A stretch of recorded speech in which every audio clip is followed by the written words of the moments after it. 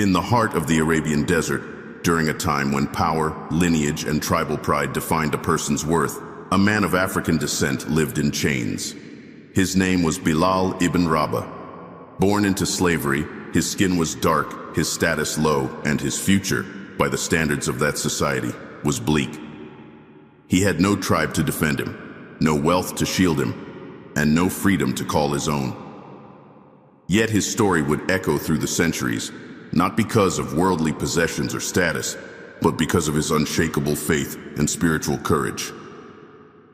Bilal's life began in the shadows, overlooked and oppressed, but it would rise to shine among the brightest lights in Islamic history. In a society where slaves were seen as little more than property, Bilal's soul was already free. Deep within him stirred a yearning for truth, something beyond the idols and traditions of Mecca. And when the message of Islam first whispered its call through the streets of that ancient city, Bilal heard it. Not with his ears alone, but with a heart that had been searching for something more. What follows is not simply the biography of a man. It is a testimony to the transformative power of belief. Bilal, once dragged across the hot sands in chains, would become the first man to raise his voice in the call to prayer. His cry of Allahu Akbar would not only break the silence of dawn, but shatter centuries of injustice, reminding all who heard it that in the eyes of God, a former slave could stand taller than kings. This is the inspiring story of Bilal ibn Rabah, the first muezzin of Islam, a man whose voice still echoes in the hearts of millions. Bilal ibn Rabah was born in the ancient lands of Abyssinia, modern-day Ethiopia, to a humble and devout family. His early years were marked not by freedom and joy, but by hardship and captivity. As a young boy, he was torn away from his homeland and sold into slavery, eventually ending up in the city of Mecca, a bustling center of commerce and idol worship. There, he became the property of Umayyah ibn Khalaf, one of the wealthiest and most ruthless men among the Quraysh. Under his master's control, Bilal lived a life of silence and servitude, his days consumed by the demands of others, and his nights spent in quiet sorrow. In Mecca, slaves were treated with little regard. They had no voice, no rights, and were often abused for the smallest mistakes. Bilal, being of African origin, was further marginalized by the color of his skin.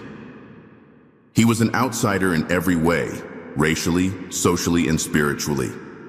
Yet in the depths of his heart, he carried a strength that could not be extinguished. His demeanor was calm, his eyes held a quiet dignity, and even those who mistreated him sensed that there was something different about him. Though his body was enslaved, Bilal's spirit was never truly broken. He watched the people of Mecca bow before lifeless idols, offering sacrifices to stones and wood, while injustice and inequality plagued every corner of society. He worked without complaint, his silence speaking volumes. But deep inside, he longed for a truth that would set his soul free. He had no idea that his quiet yearning would one day lead him to the greatest truth of all, the oneness of God. As he labored in the scorching heat and followed the commands of a merciless master, the seeds of destiny were already being sown. Bilal did not yet know that the day would come when his name would be spoken with reverence, that he would rise from the dust of slavery to become a symbol of faith, equality, and unshakable devotion. For now, he waited in silence, his heart strong, his faith not yet spoken, but already present. The chains around his wrists would not hold forever. Something far greater was coming. In the stillness of Mecca's nights, when the city rested under the blanket of stars, whispers began to stir. A new message was quietly spreading, one that spoke not of idols and bloodlines, but of the oneness of God, of justice, and of a day when every soul would be held accountable, not for its status, but for its deeds. This message came from a man named Muhammad, known for his truthfulness, humility, and unmatched character. And though few had the courage to follow him openly, hearts throughout Mecca were stirring, drawn by something deeper than words. Bilal ibn Rabah was among those whose heart could no longer ignore that whisper. Though he was a slave with no freedom, no wealth, and no place in the circles of influence, he was drawn to the truth of Islam, with a power that could not be resisted. He had lived all his life under the shadow of injustice and falsehood. Now he had found something pure, something untainted. The message of Islam spoke to him not just as a religion, but as liberation for the soul. In the secrecy of the early Muslim gatherings, Bilal found his people. They were not defined by tribe or class, but by belief. He saw in their eyes a love that was unknown to Mecca's cold system, a love for truth, for each other, and for the one true God. And in this quiet revolution, he embraced Islam.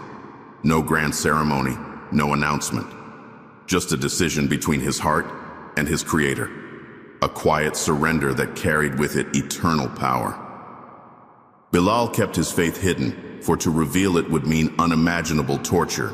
But the truth had already taken root, and like a seed beneath the surface, it began to grow. He walked the streets of Mecca as a slave, but within him stirred the spirit of a believer. His prayers were whispered in secret, his eyes lifted in hope when no one was watching. The world still saw a servant of Umayyah, but the heavens saw a servant of Allah. He knew the day would come when silence would no longer be enough, when belief would demand voice, action, and sacrifice. And when that day arrived, Bilal would rise, not with weapons or wealth, but with a word so powerful it would shake the very heart of Mecca. The day Bilal's faith was discovered marked the beginning of one of the most brutal chapters of his life. Umayyah ibn Khalaf, a man whose pride rested in idols and whose heart knew no mercy, saw Bilal's conversion as a betrayal not only to his authority, but to the traditions of Mecca itself. Islam was seen as a threat, something that dared to challenge the structure of tribal supremacy and idol worship. For a man like Bilal to turn away from the gods of his master and bow only to one unseen God was unthinkable. And so, Umayyah resolved to break him. They dragged him to the open desert, the sun above blazing with merciless fire. They stripped him of his garments, leaving his skin exposed to the scorching sand. His dark body burned under the relentless sun, but his soul remained untouched. Umayyah ordered a massive stone to be placed upon his chest, heavy enough to crush a man's will, if not his bones. And while others cursed, spat, and demanded he recant his belief, Bilal uttered a single word over and over again: Ahad, Ahad, one. They beat him, whipped him, mocked him, but the word never changed. His lips were dry, cracked from thirst. His voice trembled with pain, but it carried strength that none could understand. The people of Mecca watched in disbelief. A man who owned nothing, no family to protect him, no wealth to ransom him, no title to defend him, was defying one of the most powerful men in the city. And all he had was a single word: Ahad. With each repetition, Bilal declared the truth of monotheism, not just as a theological concept, but as a living fire that burned in his heart. To him, the idea that Allah was one, without partner or equal, was more real than the pain surging through his body. And though the chains dug into his skin and the rocks pressed into his bones, Bilal was freer than his tormentors could ever be. His body belonged to Umayyah, but his soul belonged to Allah. No one could comprehend such resilience. Slaves had begged for mercy for less. Yet here was Bilal, refusing to bend. His faith was not loud, but it was unshakable. In those moments, he became more than a man. He became a symbol of resistance, of belief, and of the human spirit when lifted by divine truth. Word of Bilal's suffering reached the Prophet Muhammad and his companions, and hearts ached for the pain their brother endured. But Bilal himself did not ask for rescue. He asked only to continue bearing witness to the One. His body was bruised, but his spirit stood tall. And while Mecca's elites saw a disobedient slave, the angels saw a hero of heaven. As the sun scorched the sands of Mecca and the cries of torture echoed through its streets, a noble heart could no longer bear the injustice. Abu Bakr as-Siddiq, the closest companion of the Prophet Muhammad and among the wealthiest and most respected men of Quraysh, heard of Bilal's torment. His soul trembled with sorrow and anger. A man of deep compassion and unwavering belief, Abu Bakr could not remain still while his brother in faith was being crushed beneath the cruelty of ignorance.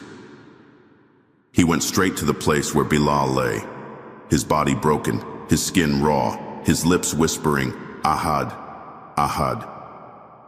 The sight of Bilal's suffering pierced Abu Bakr's heart. This was no ordinary man before him. This was a soul illuminated by truth, one who had endured what many would not survive, all for the sake of believing in the one God. And so, Abu Bakr approached Umayyah with a clear demand. Bilal must be freed. Umayyah, proud and bitter, scoffed at the request. He knew the value of a strong slave, and if he was to give him up, it would not come cheap. But Abu Bakr was not concerned with wealth. He offered a sum so great that even Umayyah, greedy as he was, could not refuse. With gold in his hand and arrogance in his voice, Umayyah laughed and said Bilal was worth far less than the price. But Abu Bakr, with dignity and certainty, replied, "If you had asked for 100 times more, I would have paid it." In that moment, the chains that had bound Bilal were removed, not just from his body, but from his destiny. He rose from the ground, not as a slave, but as a free man in the eyes of both the world and the heavens. His first steps as a free believer were taken with humility and strength, his heart overflowing with gratitude, not toward Abu Bakr alone, but toward Allah, who had written freedom for his soul. Bilal's story was no longer one of pain alone. It had now become one of redemption, of divine justice, and of a friendship between two men bound not by blood or race, but by the love of God and the truth of Islam. After gaining his freedom, Bilal did not retreat into comfort or anonymity. Instead, he stepped forward with greater purpose, walking alongside the earliest Muslims with quiet strength and unwavering dedication. Though once viewed as a lowly slave, Bilal was now embraced as a brother in faith, equal in worth and dignity. The Prophet Muhammad held him in the highest regard, recognizing not only his bravery, but the depth of his sincerity. Bilal's place in the Muslim community was not one granted by status or wealth, but by the beauty of his character and the purity of his belief. In the growing Muslim society of Medina, Bilal became known for his devotion and service.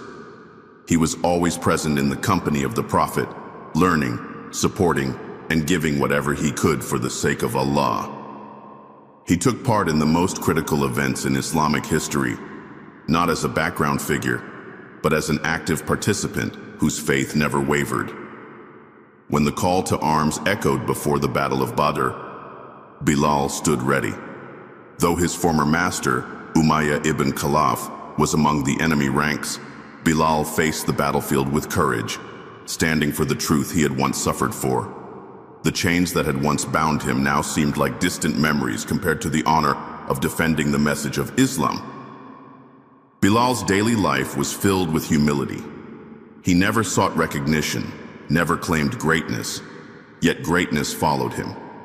The Prophet entrusted him with various responsibilities, and Bilal fulfilled each task with dedication.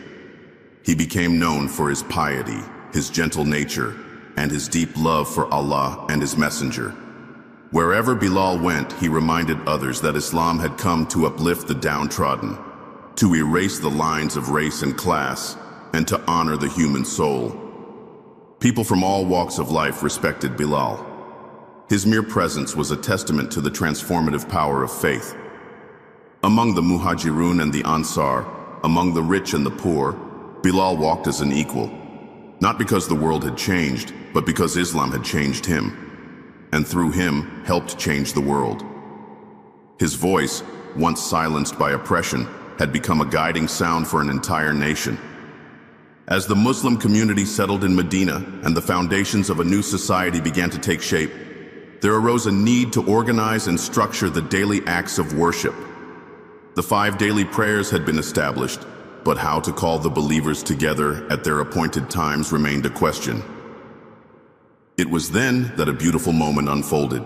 one that would forever link the voice of Bilal ibn Rabah to the soul of Islamic devotion. The call to prayer, or Adhan, was introduced through a divine dream seen by several companions and confirmed by the Prophet Muhammad. A call that would invite people not just to stand shoulder to shoulder in prayer, but to remember their Creator in unity and peace. When it came time to choose who would carry this responsibility, the Prophet did not hesitate. He turned to Bilal, the man who had once cried Ahad through pain and fire, and said, "Stand, O Bilal, and call the people to prayer." Bilal's voice, deep and resonant, rose for the first time in Medina, echoing across the palm groves and sand. Allahu Akbar, Allahu Akbar. God is the greatest. His call was not merely a vocal announcement. It was a symbol of everything Islam stood for. The oppressed now led the call. The once enslaved now summoned the free. And the man whose cries were once met with lashes now inspired tears of devotion. Every time Bilal ascended the high point to make the Adhan, the community listened with awe. His voice stirred the hearts of men, women, and children alike. It reminded them not only of their duty to pray, but of the journey they had taken together, from persecution in Mecca to the unity of Medina. His Adhan was a rhythm of mercy and strength, calling the world to remember the One. To this day, Bilal is remembered not only as the first muezzin in Islam, but as the embodiment of spiritual victory. His voice marked the beginning of a tradition that would continue across lands and centuries. 5 times a day, from minarets around the world, the echoes of Bilal's legacy still live on. When the Prophet Muhammad passed away, the world seemed to grow quiet for those who had walked beside him. For Bilal ibn Rabah, the loss was not just of a leader. It was the departure of the man who had freed him, uplifted him, and loved him like a brother. The light of Medina dimmed in his heart, and every corner of the city reminded him of the one he had called his beloved prophet. His voice, once strong and steady in the call to prayer, now trembled with grief. On the day after the prophet's death, the companions urged Bilal to call the Adhan, as he had always done. He tried. He stood and began the call, but when he reached the name of Muhammad, his voice broke. The weight of that moment overwhelmed him, and tears filled the eyes of everyone who heard him. He could not continue. From that day forward, he chose never to make the Adhan again. To call the prayer without the presence of the Prophet felt too painful to bear. Bilal sought peace away from Medina. He left for Syria, where he continued to serve the growing Muslim community with humility and devotion. Though far from the city he loved, he carried with him the legacy of those early days, the truth, the struggle, and the memories of the messenger. He fought in battles, gave in charity, and reminded others of the spirit of the Prophet not through sermons, but through his actions. Years passed, but his name remained etched in the hearts of the believers. One day, during a visit to Medina, he was asked once more to call the Adhan. After much persuasion, he agreed. As his voice rose once again, the city was overcome with emotion. Old companions wept openly. The sound brought back memories so vivid that it felt as if the Prophet himself had returned. Bilal eventually returned to Syria, where he spent the rest of his days in quiet worship and remembrance. When his final moments came, he smiled and said, "Tomorrow I will meet Muhammad and his companions." With that, he departed this world, his voice silent, but his legacy eternal. Bilal ibn Rabah's legacy is not written in stone or carved into monuments, but it lives in the hearts of millions who remember his name with reverence. His life is a powerful reminder that dignity is not given by man, but honored by God. Born a slave and marginalized by society, Bilal rose through faith to become one of the most beloved figures in Islamic history. His journey from the chains of bondage to the minaret of Medina stands as a testimony to the transformative power of belief and the promise of justice in Islam. Bilal's voice was more than sound. It was a declaration that the message of Islam belongs to all people, regardless of race, status, or background. He became the embodiment of what the Prophet Muhammad preached in his final sermon, that no Arab is superior to a non-Arab and no white person to a black person, except by piety and righteousness. Through Bilal, that message was not just spoken but lived. Generations after him would draw strength from his story. For those who have ever felt overlooked, oppressed, or voiceless, Bilal's life offers hope. He is a symbol of resistance to tyranny, of inner strength in the face of humiliation, and of unwavering devotion even under the cruelest conditions. His name continues to inspire not just Muslims, but all who seek justice and equality. Every time the call to prayer echoes through the world, from the deserts of Arabia to the mountains of Indonesia, Bilal's legacy breathes again. His cry of Allahu Akbar still reverberates through time, reminding us that true nobility is not found in status or lineage, but in the heart that bows before the Creator. In the story of Islam, Bilal's voice will never fade. The legacy of Bilal ibn Rabah is one of courage, faith, and the triumph of the human spirit. Though born into slavery and considered among the lowest in Meccan society, Bilal became one of the most honored companions of the Prophet Muhammad. His life shattered the false standards of superiority built on race, lineage, and wealth, proving that in Islam, the measure of a person lies in their faith and character. From the hot sands where he was tortured to the minarets from which he called the faithful to prayer, Bilal's journey became a symbol of divine justice and spiritual elevation. Bilal's story has endured through the centuries not because of grand wealth or political power, but because of his unwavering devotion to the truth. He stood firm when others wavered, enduring cruelty that would have broken most, all for the love of Allah. His repetition of Ahad, Ahad under torture did more than declare God's oneness. It declared the unbreakable strength of belief. His role as the first muezzin gave a voice to the voiceless and proved that Islam uplifts those whom the world seeks to keep down. To this day, his name is mentioned with admiration in homes, mosques, and books across the world. For those who suffer oppression, Bilal represents resilience. For those who feel unseen, he is a reminder that Allah sees every heart. And for those who strive for sincerity, his life is a blueprint of quiet strength and unwavering truth. His legacy is not just historical, it is deeply spiritual. Every call to prayer that rises into the sky carries within it an echo of Bilal's voice, a voice that once broke through chains to proclaim the greatness of God. His story is not over. It lives on with every believer who dares to stand firm in faith. The story of Bilal ibn Rabah is more than a chapter in history. It is a living testament to the power of faith, dignity, and divine justice. From the depths of slavery to the heights of honor, Bilal's journey reminds us that no soul is insignificant in the sight of God. In a society built on hierarchy and oppression, he stood as a silent revolution, proving that true nobility comes not from race, wealth, or status, but from the sincerity of one's heart and the firmness of one's belief. Bilal's courage was not born of power, but of truth. He had no army, no allies in high places, and no worldly influence. Yet he shook the pride of the Quraysh with a single word, Ahad. That cry, spoken in pain but filled with conviction, carried a weight greater than any sword. It was the voice of a man who had seen beyond this world and clung to the eternal. In every moment of his story, from the burning sands of Mecca to the sacred city of Medina, Bilal lived what many only speak: complete submission to the One. His life forces us to reflect on our own. Do we stand firm when tested? Do we value faith over comfort? Do we see the soul before we see the status? Bilal's legacy calls us to rise above the surface of this world and anchor ourselves in what is true and lasting. He did not chase fame, yet he is remembered. He did not seek glory, yet his name lives on.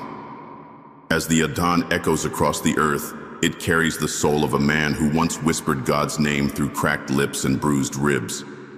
That voice still calls us, not just to prayer, but to rise, to believe, and to stand unwavering in the truth. Throughout history, every prophet sent by Allah warned their people about a trial so great, so devastating, that it would eclipse all other tribulations mankind has ever faced. This trial is not merely political or economic. It is not a war of weapons, but a war of perception, a war of belief. It is the trial of Al-Masih ad-Dajjal, the false Messiah, a figure so deceptive, so persuasive, that the Prophet Muhammad said no other trial since the creation of Adam until the day of judgment will be more severe than his. Dajjal's story is not folklore, it is not myth or exaggeration. It is one of the most detailed and oft-repeated warnings in the authentic narrations of the Prophet. In fact, the Prophet would warn his companions so frequently about Dajjal that they began to feel he might appear at any moment. And yet, generation after generation has passed, and still he has not emerged. But this delay should not lead us to relax. Rather, it should awaken us. For his appearance is not a matter of if, but when. The world today is more connected, more technologically advanced, and yet more spiritually confused than ever before. Truth is drowned in a sea of falsehood. Morality is mocked. Faith is fragile. It is in this climate that the message of Dajjal becomes even more urgent. For his deception will not be crude or obvious. It will be seductive, appealing, and wrapped in the illusion of peace, prosperity, and power. He will perform miracles that seem divine, offer solutions that seem perfect, and demand allegiance that will test the very core of our belief. Understanding the story of Dajjal is not just about preparing for a figure in the future. It's about recognizing the falsehoods that surround us now, the compromises we make, and the truths we ignore. It is about knowing what we believe, why we believe it, and how to hold on to that truth when the whole world is swept up in a lie. In the end, the story of Dajjal is a story of the human soul. It is a test, the greatest test, of whether we will remain loyal to our Creator when faced with a power that seems to offer everything. And the only way to pass that test is to be prepared. Dajjal, known in Islamic tradition as Al-Masih ad-Dajjal, is one of the most mysterious and terrifying figures in Islamic eschatology. His name itself reveals his nature. Dajjal comes from the Arabic root dajjala, which means to deceive, to smear with lies, to cover truth with falsehood. He is called Al-Masih because, like the true Messiah Jesus, he will claim a divine role. But unlike Isa ibn Maryam, peace be upon him, Dajjal is a liar, a fraud, and the embodiment of one of the greatest deceptions the world will ever witness. The Prophet Muhammad gave his companions vivid and detailed descriptions of Dajjal, emphasizing not only his appearance, but also his influence and the scale of his deception. He is not a mythical beast or supernatural spirit, but a man, a human being, who will appear at the end of time. Yet he will be unlike any other human. The Prophet described him as physically distinct. He will be blind in one eye, with the other eye protruding like a floating grape. Between his eyes, every believer will see the word kafir, meaning disbeliever, regardless of whether that person can read or not. This mark will not be visible to those lacking true faith. It is a spiritual insight granted only to the sincere. Dajjal will possess extraordinary abilities, not through divine blessing, but as a test from Allah. He will perform feats that defy logic and nature. He will travel swiftly across the earth, command the skies to rain and the earth to grow, and bring what will appear to be life to the dead. He will show people paradise and hell, but in reality, his paradise will be hell, and his hell will be paradise. The deception will be so great that even some believers will waver. It is for this reason that the Prophet warned again and again about him. One of the most dangerous aspects of Dajjal is not just what he does, but what he claims. He will begin by presenting himself as a righteous leader, then a prophet, and finally, he will claim to be God himself. Many people, overwhelmed by his power and miracles, will believe him. And therein lies the test.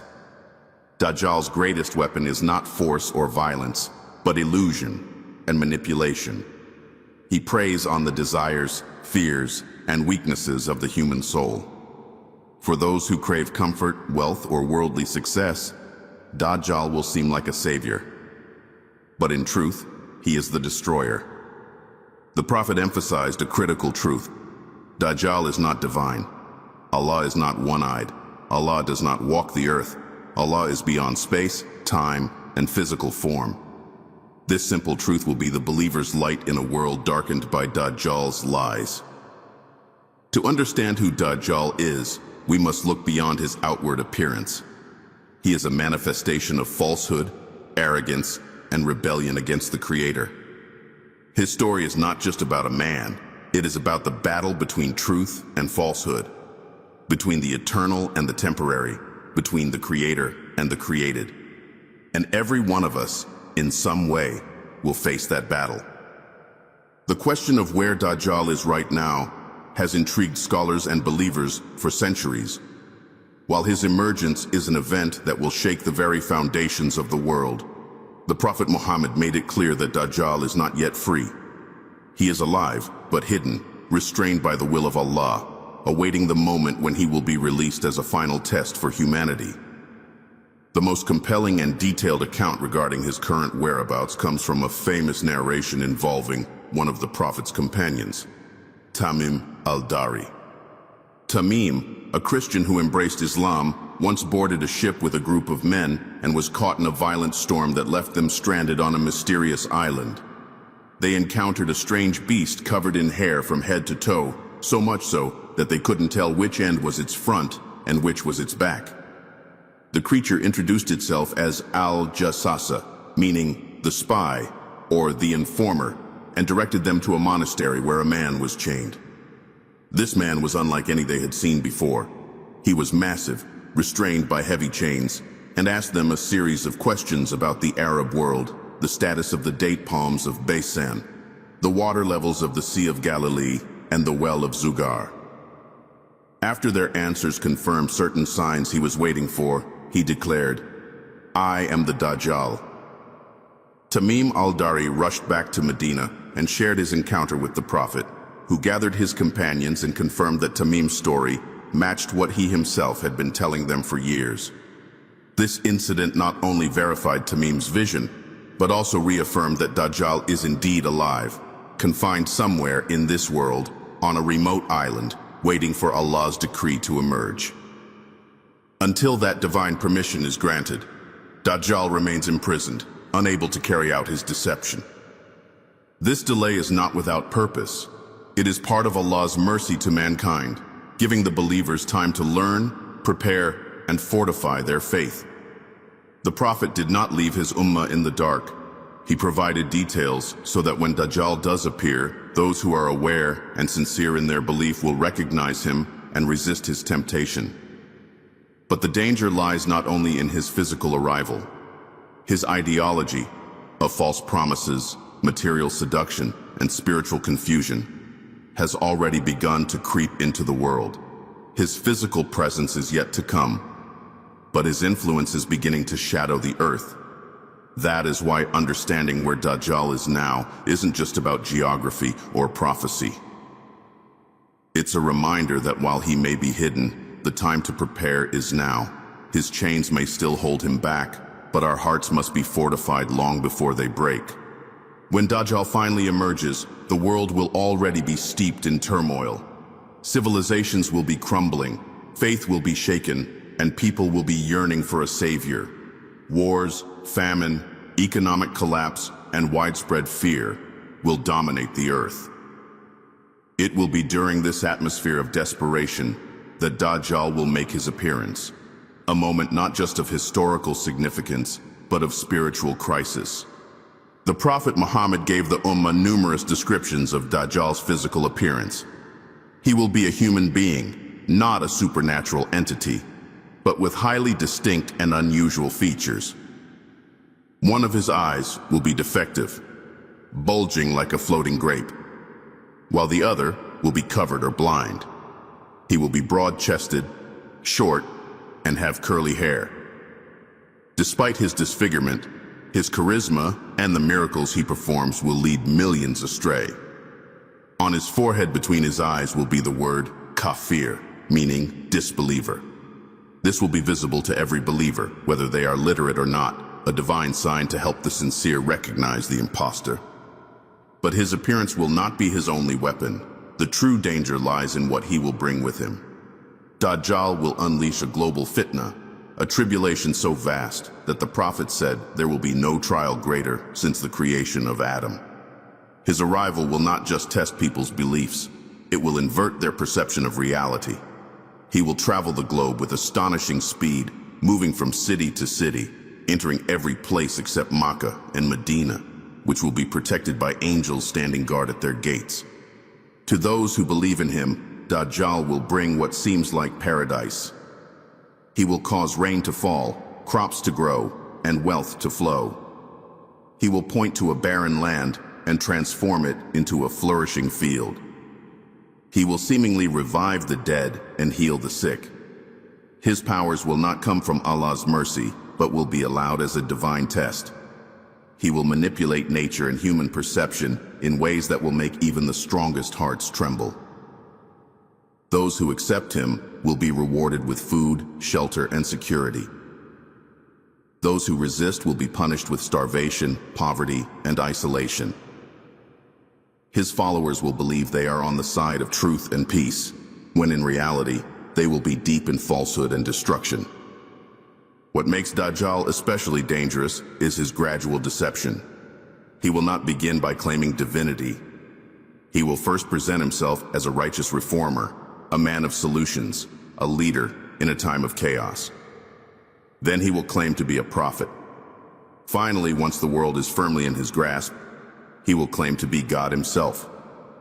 Many will believe him, not because they are evil, but because they are unprepared. His fitna will appeal to human desires, the need for comfort, stability, and safety.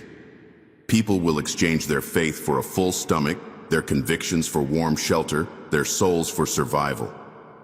Dajjal's miracles will be illusions, but powerful enough to blur the lines between reality and deception. The prophet warned that what Dajjal calls paradise is actually a blazing hell, and what he calls hell is in fact salvation.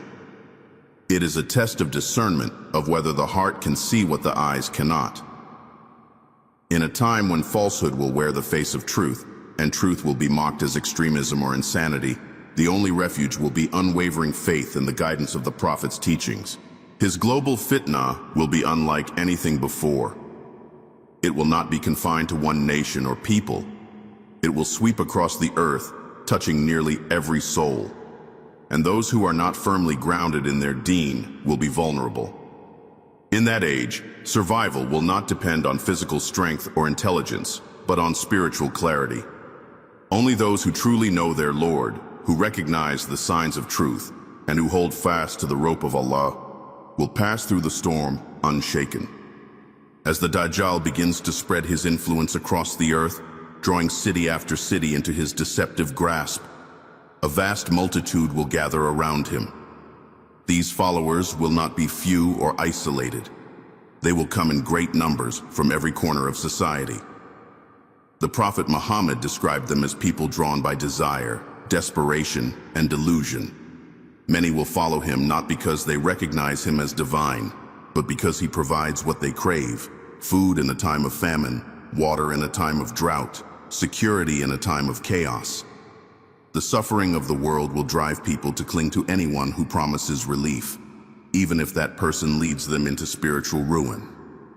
Among his most devoted supporters will be those who have already turned their hearts away from Allah before his emergence. These are the ones who sold their faith for comfort, who relied on the dunya rather than the creator of the heavens and the earth. Their loyalty to Dajjal will be born not from theological conviction, but from the worldly benefits he provides. He will seem to fulfill their needs when everything else has failed. And for many, that illusion will be enough. The Prophet mentioned that 70,000 Jews from the city of Isfahan will follow him, wearing garments resembling cloaks. But his followers will not be limited to one ethnicity or religion. He will appeal to anyone who has been seduced by the temporary world and who has not rooted themselves firmly in the truth. He will be seen as a savior by the misguided, a miracle worker by the desperate, and a leader by the lost.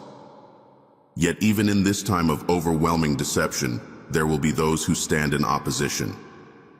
Not everyone will fall to his lies. There will be believers whose hearts are firm, whose eyes are not fooled by Dajjal's illusions, and whose souls remain tied to Allah. Among them will be ordinary people and extraordinary ones, men, women, and even children who recognize the falsehood in Dajjal's words and actions. They will refuse to bow to him, even as they face starvation, exile, and death. Their resistance will not come from arrogance, but from clarity. They will have prepared themselves spiritually long before Dajjal appeared, and their faith will be their shield. One of the most powerful stories told by the Prophet is that of a young man who will confront Dajjal openly. This believer, unwavering in his faith, will challenge Dajjal's falsehood directly. Dajjal will have him killed, cut in half in front of a crowd, and then will seemingly bring him back to life.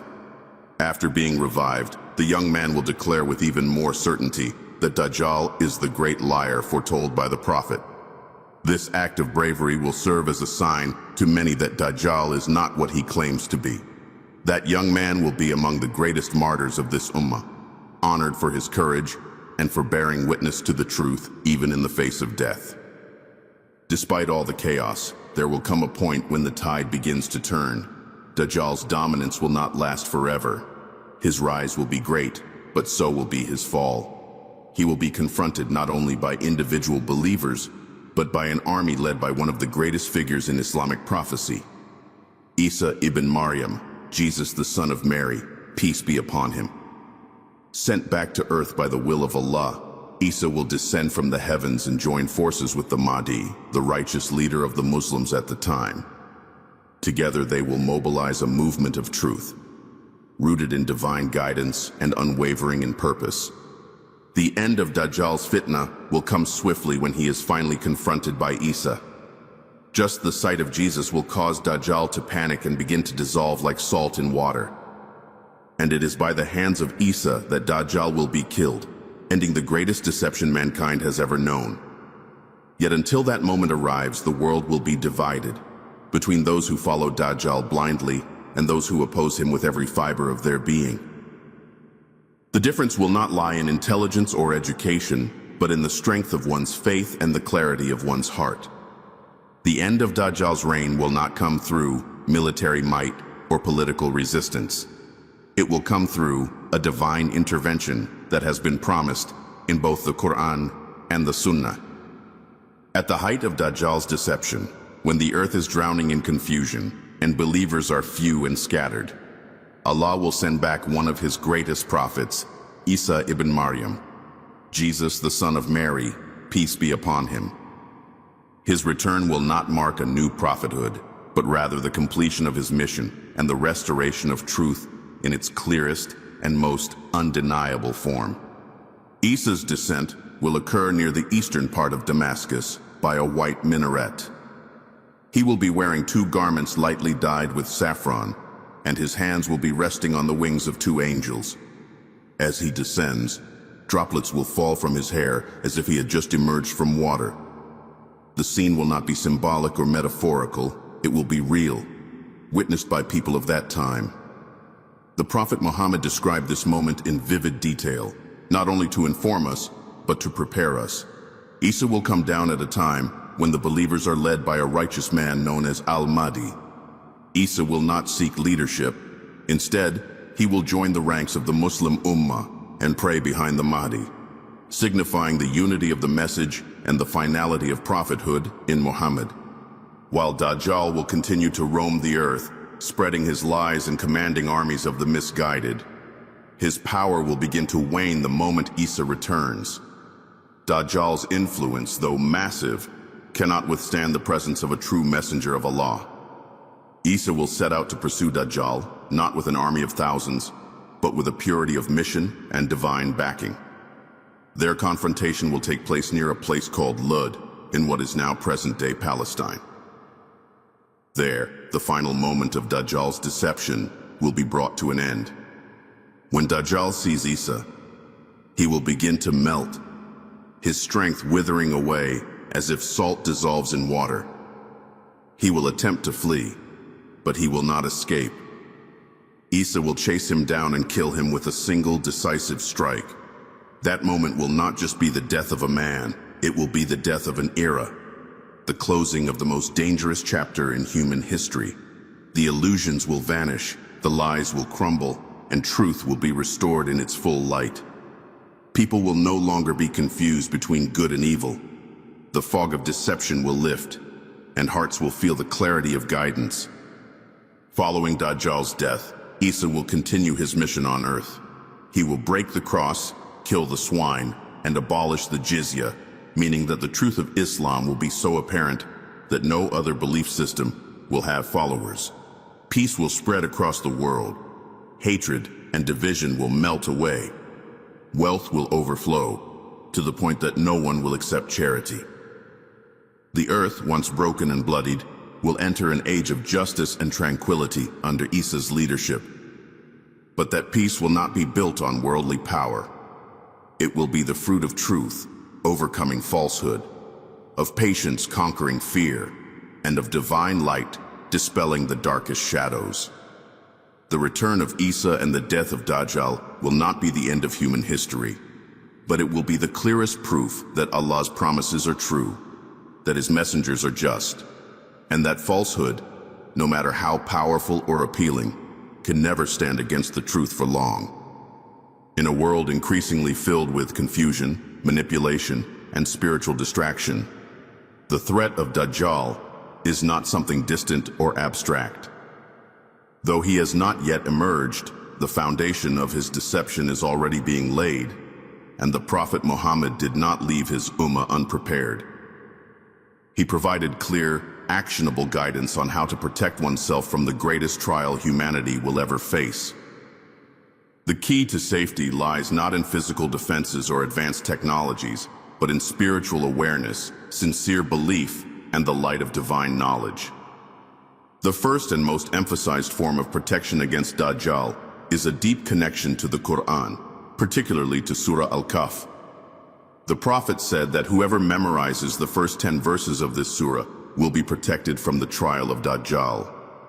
In another narration, the last 10 verses are also mentioned. These verses are not just a shield because of their words, but because of what they teach. Lessons about youth who fled into a cave to preserve their faith. About a man who mistook his wealth for a guarantee of truth. About the illusions of power and the reality of divine justice. They train the heart to recognize falsehood, to cling to truth when the world turns against it, and to trust in Allah even when the path appears dark. The Prophet also taught his followers to seek refuge from Dajjal during every prayer. Before concluding each salah, he would recite a specific supplication, asking Allah for protection from the punishment of the grave, the punishment of hellfire, the trials of life and death, and from the evil of the trial of the false Messiah. He instructed the companions to do the same, and this practice has continued through generations. These daily words, spoken with sincerity, are more than a habit. They are a spiritual barrier, a constant reminder of the fitan, trials, that may one day knock on our door. Another layer of protection comes through knowledge. The Prophet repeatedly warned about Dajjal to ensure that his followers would not be caught unaware. He described his features in great detail. His one defective eye, the word kafir written between his eyes, and his inability to enter Makkah and Medina. Those who study these signs and remain vigilant will not be as easily deceived by dazzling illusions or persuasive speech. Awareness leads to recognition, and recognition allows one to resist. But knowledge alone is not enough. The heart must be fortified with faith. Those who live their lives seeking Allah's pleasure, avoiding sin, clinging to prayer, fasting, charity, and good character. These people will have hearts too strong for Dajjal's whispers. His temptation works best on the spiritually empty, on those whose hearts are hollowed out by love of the world and negligence of the hereafter. He will promise wealth, health, and power, But those who are content with Allah's decree, who have learned to say, La ilaha illa Allah with conviction, will not be swayed. Equally important is the environment one chooses to live in. The Prophet advised believers to distance themselves from places of Dajjal's influence, especially if one feels their faith might be weakened. Sometimes the best form of resistance is not confrontation, but withdrawal. When Dajjal appears, it will be safer for a believer to hide in the mountains than to risk facing him unprepared. Just as the youth of the cave fled to preserve their iman, so too must believers be willing to prioritize their souls over their surroundings.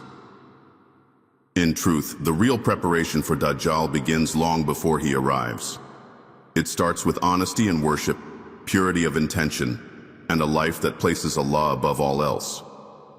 If one cannot resist the temptations of the present world, how will they resist the one who controls rain, food, and illusion? The believer must train their soul now to love the unseen over the visible, the eternal over the temporary, the truth over the convenient.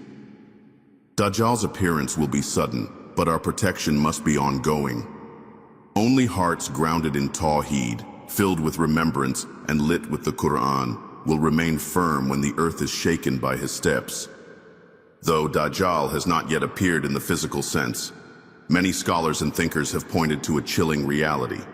The groundwork for his deception may already be in place.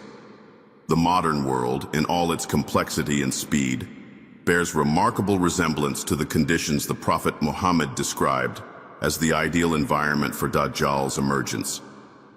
We live in a time when truth is often distorted, when falsehood is dressed in elegance and broadcast to billions, when power is worshipped and morality is ridiculed. In many ways, the trial of Dajjal is no longer something only of the future. It is a shadow that has begun to stretch across the present. The Prophet warned that the fitna of Dajjal would be the greatest trial because it would not be a test of pain, but of perception. He would show people one thing while the reality was another. Today, with the rise of deepfake technology, artificial intelligence, and mass media manipulation, we are beginning to experience this kind of deception. Images can be altered, videos can be fabricated, and entire narratives can be constructed to mislead the masses. What we see can no longer be trusted at face value. People are beginning to question not only what is true, but whether truth even matters anymore. In such an atmosphere, the lines between fact and fiction blur, exactly the kind of confusion Dajjal will thrive in. Materialism dominates modern life. People are measured by their wealth, fame, and influence rather than by their character, sincerity, or piety. The illusion of success has replaced the pursuit of truth. Dajjal's promise of wealth and worldly comfort will not seem foreign in such a world. It will feel like a continuation of what people already seek. Many are conditioned to follow anyone who gives them what they want, even if it means surrendering what they believe. In this way, the psychological and moral climate of our age mirrors the one Dajjal will fully exploit. Even in matters of faith, the spirit of compromise has crept in. Some no longer ask what is right in the eyes of Allah, but what is acceptable in the eyes of society. The fitna of Dajjal will feed on this weakness, offering a path that seems religious but is hollow at its core. If people are already willing to dilute truth for the sake of comfort or inclusion, what will stop them from embracing a figure who appears to offer both? This is why the story of Dajjal must be understood not only as prophecy, but as a mirror.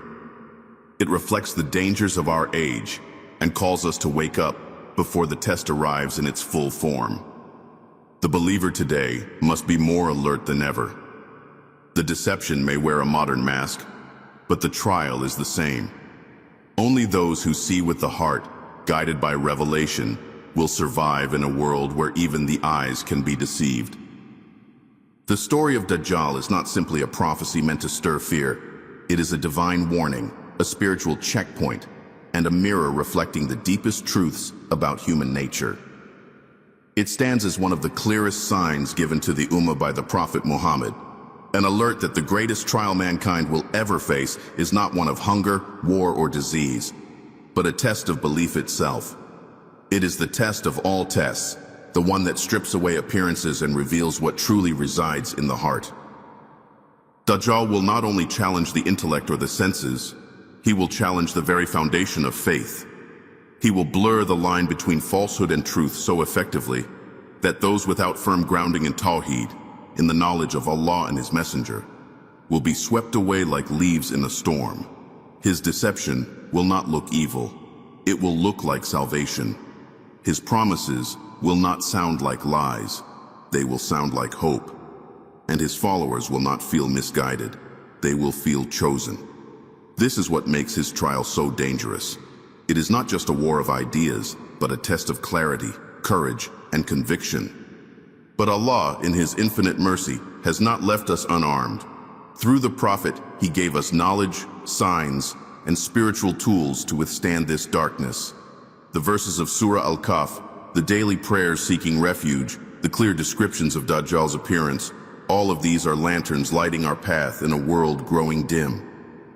They remind us that truth is not always loud, and falsehood is not always obvious, that sometimes to stand firm, one must be willing to walk alone, hold fast to the unseen, and trust the promise of Allah over the illusion of men.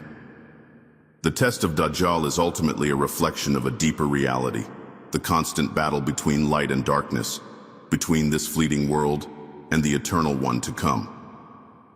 And every day that passes brings us closer to the moment when that test will arrive in its final form. The question is not when, but whether we will be ready. For in the face of the greatest deception, only those who truly know the truth will recognize the lie. In the twilight of existence, when time itself begins to shudder beneath the weight of finality, the most defiant being to ever walk the unseen corridors of creation finds himself standing before a truth he had long denied.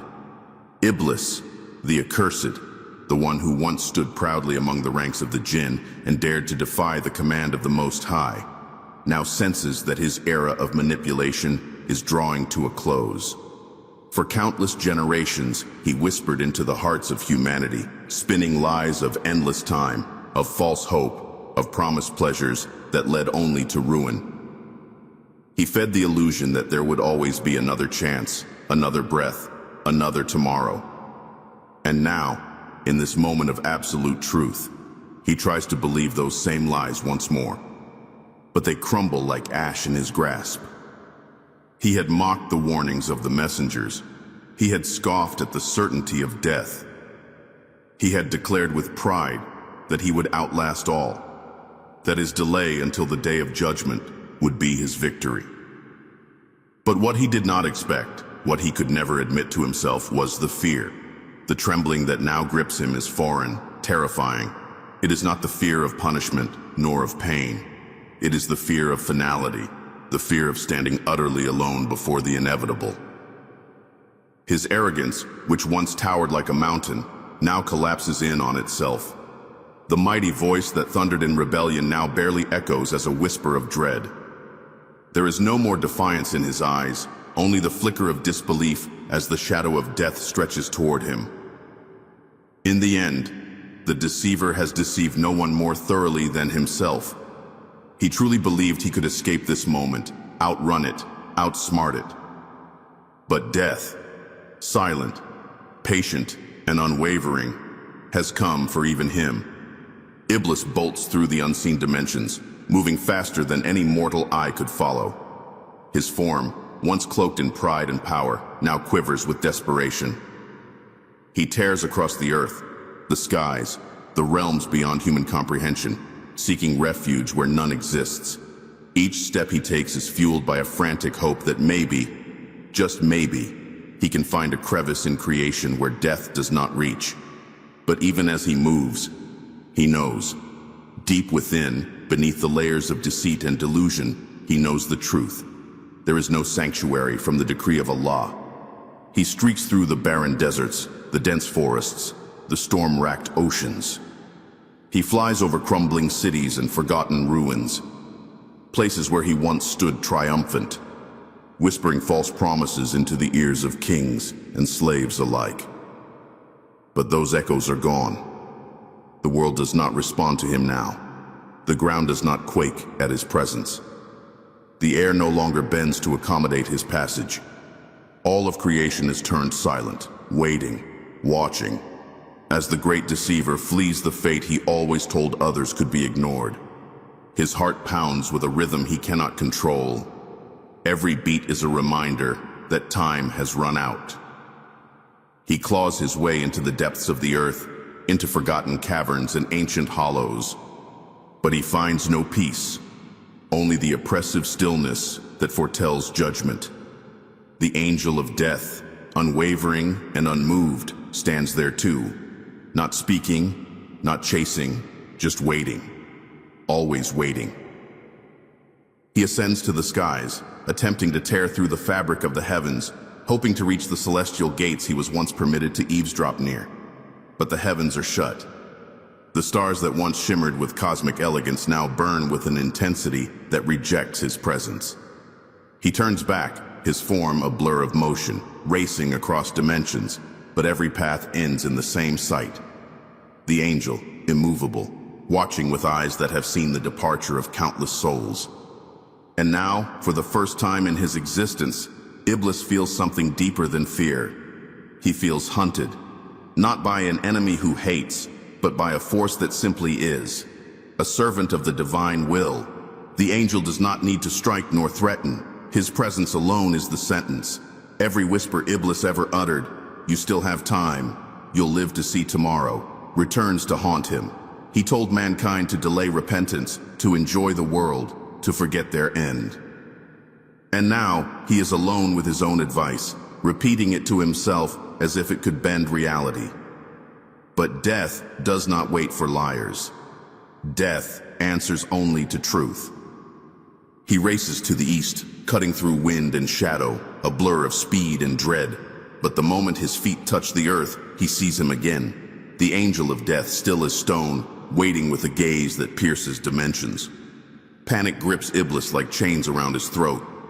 But he does not stop. He pivots and hurls himself westward, the landscapes tearing apart in his wake. The mountains he passes crumble under his fury. The skies above darken, but it is all meaningless. For there he is again, the angel, unmoving, untouched, inevitable. With fury now overtaking fear, Iblis plunges into the oceans, sinking deep beneath the waves, into the crushing silence of the sea's heart. Not even light dares follow him there. But still, he cannot hide. Even in that depth, even in the cold embrace of the abyss, the angel stands, calm, present, final. He thrashes against the waters, rising like a storm, breaking through the surface with a scream that splits the air. He streaks into the sky, past the clouds, past the realm of birds and rain, pushing beyond what the eyes of man have ever seen. He reaches for the heights where angels once gathered in praise, where the scrolls of fate were guarded. But the gates are sealed, the guards are gone, the heavens are closed to him.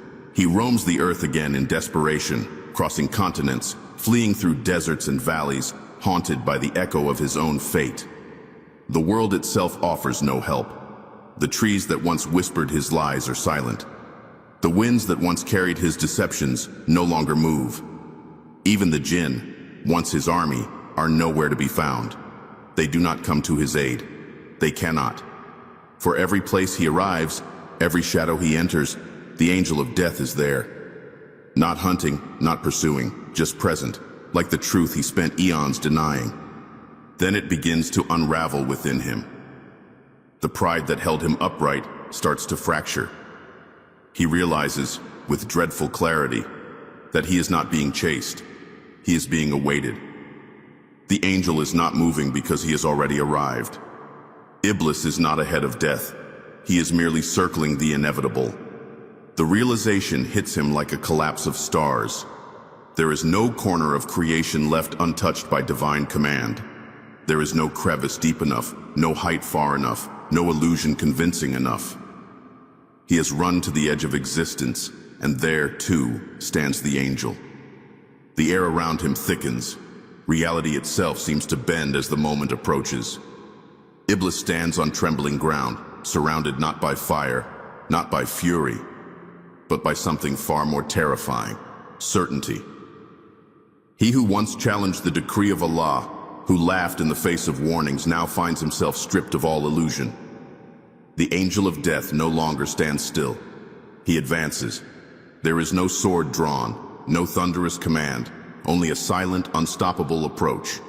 Each step carries the weight of eternity, each moment a witness to divine justice. Iblis roars in defiance. His voice, once capable of shaking the hearts of men, of corrupting generations with a whisper, now sounds hollow, desperate. He calls upon the earth, the skies, the flames from which he was born. Nothing answers. He summons the jinn, demands their loyalty, but none appear. His dominion has crumbled, and with it, the illusion of control. He curses the angel, spits fire into the void, declaring that he will not be taken. He claws at reality, tearing through dimensions in a final furious display of power. But the angel is unmoved. He does not flinch, does not speak. He merely reaches out, as commanded. With every fiber of his being, Iblis fights. He twists and writhes, his form shifting in and out of shadows, each movement more violent than the last. He has never known surrender. Even when cast from the heavens, he stood tall in rebellion. But this is different. There is no audience to impress, no creature to deceive, no throne to claim. There is only him, and the one who has come to end what was never his to prolong. The resistance is wild, but it is futile. The angel of death was created not to debate, not to argue, but to obey. And then with a single gesture from Allah, the order is given. The angel reaches forward, not with anger, not with hatred, but with divine authority. In an instant, the soul of Iblis is taken. The universe reacts. The stars seem to flicker. The earth lets out a sigh, and a silence follows so absolute it feels like the very breath of existence has stopped. The deceiver is gone. The voice that tempted Adam, that led empires to ruin, that whispered pride into prophets and peasants alike, is silenced. His reign has ended not in war, but in inevitability. And in that silence, the world is left to reckon with what it always knew, that no creature, no matter how cunning or proud, escapes the decree of the Almighty. With Iblis gone, the weight of his absence echoes through the fabric of creation. It is not relief that follows, nor celebration. It is a stillness that deepens into something cosmic, something eternal. The deceiver has fallen, yet the world continues, lurching forward toward its own end, as if the final act had already been set in motion. The angel of death, having fulfilled the most fateful command, does not rest. His task is not complete. His eyes now turn not toward the rebellious jinn, nor the corrupt among mankind, but toward the very pillars of existence itself. The stars begin to dim. One by one, they flicker out, not with a violent explosion, but with a quiet surrender, like lamps being gently snuffed out by unseen hands. The galaxies stop spinning. The elegant dances of planets and moons lose their rhythm. Gravity stutters, light loses direction. The laws that once bound reality together begin to unravel, and all of creation, vast and ancient, begins to crack along the seams of divine intention. Mountains crumble into dust as if they never held firm. Oceans hiss and steam as they boil into clouds of smoke, then vanish. The sky itself tears like fragile fabric, its once grand expanse now stripped of color and motion. Scientists had long speculated about the end. They wrote papers and debated models. A slow freeze where the universe expands into lifeless silence, or a crushing collapse where all matter returns to a singular point. Some imagined another explosion, another beginning. They peered into the stars, hoping to read the fate of everything, but they never accounted for the voice behind it all, the will of Allah. Their graphs and formulas carried hints of truth, fragments of reality, but they were blind to the decree that transcends their equations. The Qur'an had already spoken of it. The sun extinguished, the stars scattered, the heavens split, the earth leveled, all foretold, all inevitable. What they called entropy, what they labeled cosmic death, was never random. It was deliberate. The unraveling was not a glitch in the system, but the execution of a promise. And so it unfolds. Everything that had a beginning now meets its end. Every leaf, every cloud, every atom is erased from the record of existence. The cycle of birth and decay is concluded. Life, which once teemed with movement and breath, is now memory. The earth no longer spins, for there is no sun to orbit. The skies no longer thunder, for there is no wind. Time itself has stopped. There is no past or future, only a present that leads to nothing but silence. Above it all, the angel of death ascends to the highest realms. There, the noble angels await: Jibril, bearer of revelation; Mikael, distributor of sustenance; Israfil, keeper of the trumpet. Each stands still, aware of what is to come. And one, by the command of Allah, even they surrender their souls. The messengers of light, the stewards of the divine plan, are no more. No wings beat in the heavens, no voices sing the praises of the Most High. The last breath of creation is held by the angel of death himself, and when his time comes, he does not resist. He bows his head and carries out the final order. His soul is taken. The last servant departs. Now all that remains is Allah. No angels, no stars, no planets, no people, no sound, no echo, nothing but the one who has always been. Alone in the silence, he calls out, "Where are the kings? Where are the tyrants? Where are those who claimed power, who defied me?" No voice answers, no army stirs. The pharaohs, the emperors, the proud, all gone. Their palaces, their monuments, their treasures, dust upon dust. And then a voice fills the void, not from any mouth, but from the divine himself. "I am the King of Kings. I am the everlasting. I am Allah." And in that proclamation, everything is confirmed. There was never power but his. There was never permanence but his. There was never life nor death except by his will. In the wake of utter silence, when even time has ceased to breathe, a presence remains, vast, eternal, watching over the empty shell of what once was. The angel of death stands alone, the final sentinel of existence. No creatures stir, no voices echo, no stars shimmer in distant skies. All that lived has returned to the unseen. All that moved has been halted. But the task is not yet complete. One final order remains. The angel lifts his gaze toward the heavens, toward the sublime ranks that once teemed with angelic light. There, in the highest realms of obedience, stand the mightiest of Allah's creations, Jibril, Mikael, and Israfil. They do not tremble, they do not speak. They stand in perfect stillness, knowing what is to come. They, who carried out the divine will without pause, who served across eons with flawless precision, now await their final submission. There is no rebellion, no resistance, no plea. They are the essence of obedience, and their surrender is as noble as their service. Jibril, who bore the revelation to the prophets, whose wings once spanned the horizons of creation, bows his head. With the command of Allah, his soul is taken. His presence, which once brought light and guidance, fades into the unseen. The one entrusted with the sustenance of every creature, Mikael, follows. The rains he once guided, the winds he once directed, all have ceased. His task is complete, and with divine permission, his spirit is lifted. And then Israfil, the angel who held the trumpet, whose breath was destined to shake the very fabric of reality, he too stands ready.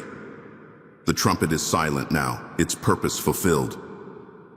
The call that shattered existence has passed, and Israfil surrenders to the command of his Lord. One by one, the honored ranks vanish. The heavens, once adorned with angelic song and movement, fall quiet. No wings stir, no praises rise. The angel of death now remains the last thread holding creation. He has watched the world begin and end. He has lifted the souls of prophets and tyrants, of saints and sinners, of men, jinn, and beasts. And now, with his final breath, he completes the circle. He turns to his Creator, awaiting the last command. It comes, not with thunder or fire, but with the stillness of authority that cannot be challenged. Without question, the angel of death takes his own soul. And in that instant, the universe reaches its conclusion. There is no more life, no more death. Nothing exists but Allah, eternal, unshaken, absolute. The silence that follows is not simply the absence of sound, it is the absence of everything. No wind stirs, no stars burn, no time flows. Creation has been folded into non-existence, and the void yawns wide and eternal. Yet within this vast emptiness, a presence reigns beyond comprehension. Allah, the Eternal, remains, alone, as He has always been, independent of His creation, unaffected by the rise and fall of worlds, unbound by time or matter. And from the center of this immeasurable stillness, His voice rises. Where are the kings? He calls into the void. Where are the tyrants? The ones who ruled with arrogance, who oppressed my servants, who raised themselves in pride against my command. The question echoes, not through air, for there is none, but through the remnants of what once held form. There is no answer. Not a whisper returns. The pharaohs who built monuments to their own glory have crumbled into nothing. The emperors who conquered nations lie forgotten. The dictators, the warlords, the arrogant, all have vanished without a trace. Where are those who claimed divinity? Who fashioned gods with their hands and bowed to them? Who dismissed my revelation, rejected my messengers, and mocked my signs? Still, the silence prevails. There are no idols left to shatter, no altars left to burn. Every false god has disappeared. Every voice of denial has been extinguished. Power, as they once knew it, has dissolved into dust. Thrones have no meaning, wealth has no weight, and armies have no form. Then, in a declaration that shakes the foundations of the unseen, Allah proclaims, I am the King of Kings. I am the Everlasting. I am the Almighty. It is not a statement of introduction, but of reminder. He was always this, even when the creation forgot. Now, with no one left to defy, no veils of illusion, no delusions of grandeur, the truth stands clear. There is none but Him. And though creation has ended, His presence remains, timeless and infinite. The universe lies in absolute stillness, not the quiet of a sleeping forest or the hush before a storm, but a silence beyond sound, beyond sensation, beyond comprehension. There is no time here, no movement, no ticking of seconds, no rising or setting of suns. The very concept of motion has been erased. Where once stars pulsed and oceans whispered, now there is only a void so complete it feels like existence itself is holding its breath. And yet, within this void, something remains, something unseen, untouched, waiting.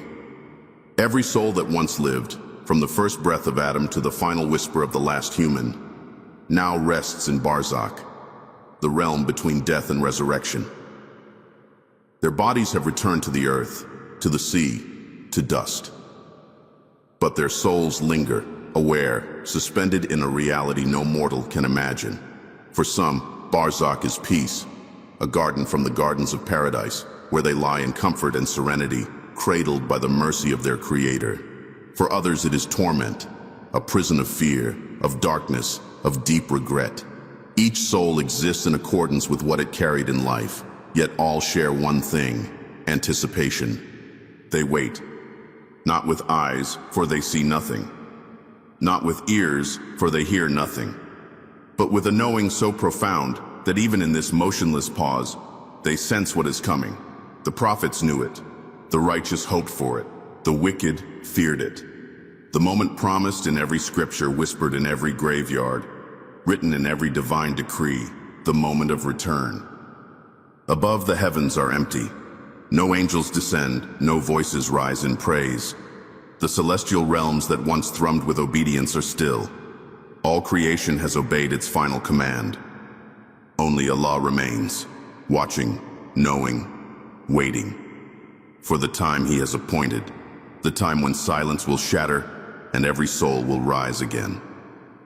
From the depths of the void, where silence has ruled and all existence has faded into nothingness, a sound begins to stir. Not a sound in the way humans understand it, but a tremor that pulses through the very bones of reality. It begins as a distant echo, something ancient yet new, familiar yet terrifying. And then it happens. The trumpet is blown. The first blast is not a call to attention, it is a command to unmake. Whatever fragments of matter still held shape are obliterated in an instant. The ruins of stars disintegrate. The memories of galaxies collapse. The dimensions themselves fold and fall apart. The very fabric of creation, woven with divine precision, begins to tear. Space no longer stretches.